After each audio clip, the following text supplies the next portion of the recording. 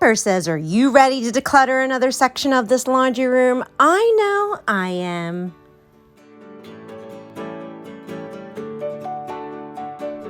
Hello everyone and welcome back to A Hoarder's Heart. On this episode, we're going to be back in the laundry room focusing in this area because I have a lot of craft things that are stashed up on this shelf.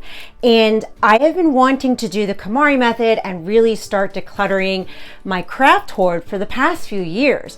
But inside, there's something that's been holding me back.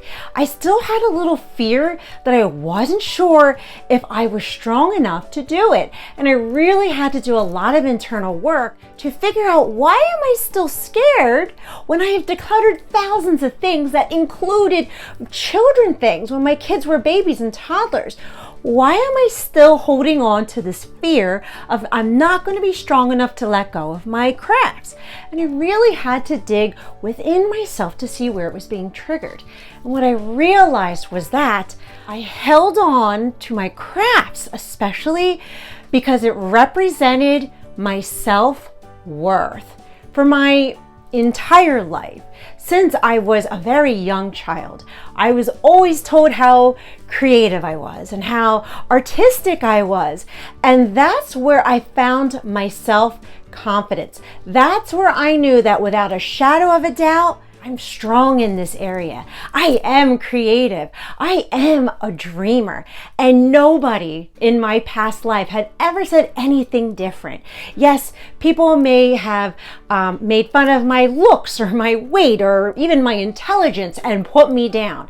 But nobody had ever put down my creativity. So this to me was a truth. That yes, I'm creative, but every little craft item, art palette, anything represented my self-worth outside of myself. So to throw any of it away, I'm internalizing it as throwing myself away. And we know that that is not true. That is not true. If I let go of some craft supplies, that doesn't take away from my self-worth. If anything, it's adding to it, because I want to declutter some of the craft stash that's been sitting here and give it to a teacher or maybe another little one who loves crafts as well. So I am changing that internal story. Now that I understand what is being triggered inside of me, I understand now how to follow through, how to let go of something and self-soothe myself by saying, this is not a representation of my self-worth. I know my self-worth internally, who I am, and I can start to do that emotional work. Now, since this is also new to me, I really wanted to focus in this area because it's small. I can handle it. I'm dipping my toe in the water before I dive into the deep end because I want to handle and get through that craft stash, but I need to start where I am, what I know I can be successful in. And what I can be successful in is decluttering and going through this section and categorizing it and organizing and making those decisions. I feel confident within myself that I can handle it. And that's why we're starting with that before we start the big basement craft declutter. Now, a lot of those craft supplies are on the black shelf, but of course I had to clear out the area in front of it. And a lot of this is outgrown clothes, so we'll be letting go of this. Now in this bin, I have brand new journals, and this is part of my no spend because I found all of these new journals, never written in. I put it into here, so when I need a new journal to write in, voila, I have a whole stash right here. Now on the floor here, we have a lot of random stuff, and luckily it's very easy tossy-tossies that we can let go of. Now, the metal shelf that we're about to work on, I'm going to replace with the one in here in the garage. I wanted to do this last year, put this white, nicer bookcase in the laundry room. I just never did it, and that's okay because we're doing it now. But if I want hubby to bring in that shelf in here, I gotta clear this one out first. Now, as we start going through the crafts, I want to share my heart that you are going to see things that are considered trash. But to me and my creative side, it was never trash. Everything had the potential to be created into something new. There have been multiple times that I've taken items considered to be trash and recreated it into something new, something functional, something that people were actually shocked and were amazed by my creativity, that I did something like that. And what did that do? It made me feel good. It's part of that self-worth. Another thing that's on this shelf is probably my most deepest sentimental items. My original My Little Ponies from the 80s.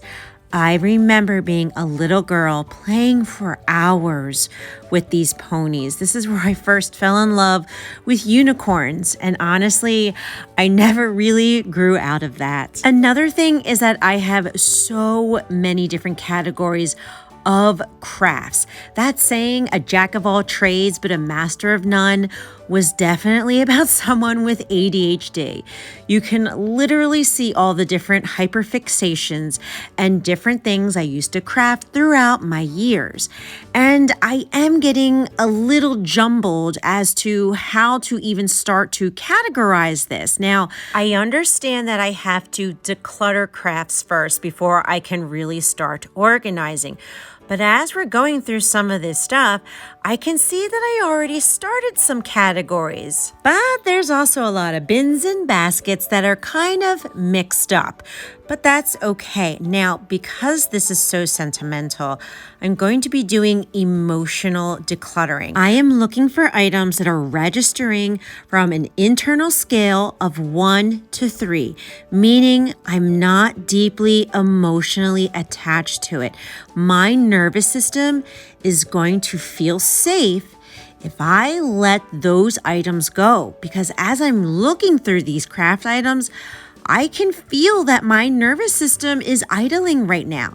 It's afraid of letting something go that I'm not ready to let go of yet. Letting go of any crafts, even things that look like trash, is very new to me. This is the unknown. I've never dedicated a block of time to declutter my craft stash. My entire life has been hoarding and saving my craft stash. And as I was building my craft supply stash so that I can create an infinite amount of different projects, I was also building my self-esteem. I was badly bullied when I was in middle school, and then I was very severely abused in an abusive relationship when I was 17, 18, and escaped it when I was 19.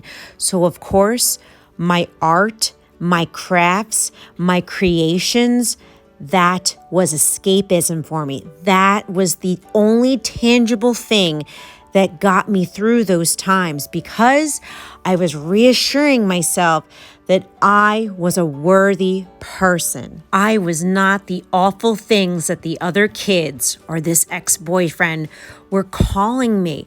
I was not any of that. That was how I survived those times, was by hoarding and saving and creating and being artistic. And of course, being creative is who I am authentically, in my soul.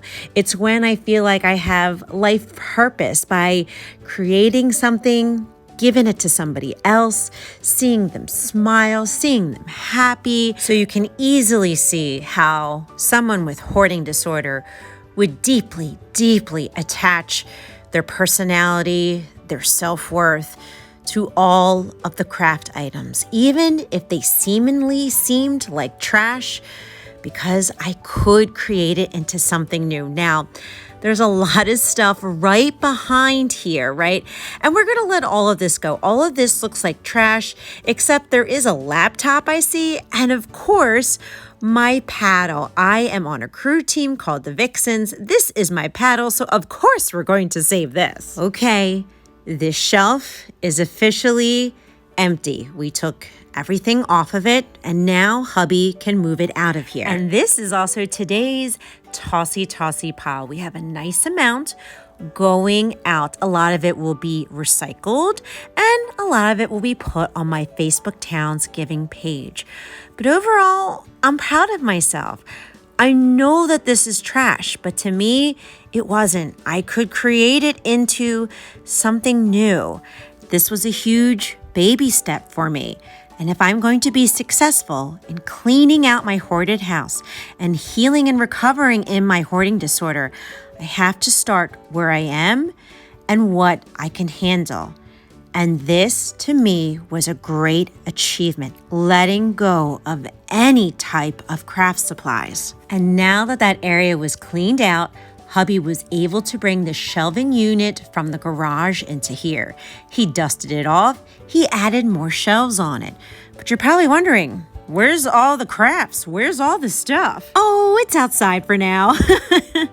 I'm going to be organizing and categorizing it for the next video. That way we can put it on the shelf nicely. And overall, I'm just proud of our progress. We did the hardest part, and that was starting, taking that first step forward into the unknown. But now I feel good. I feel like I can be successful in this. And I have no doubt that we'll be starting all the crafts very soon.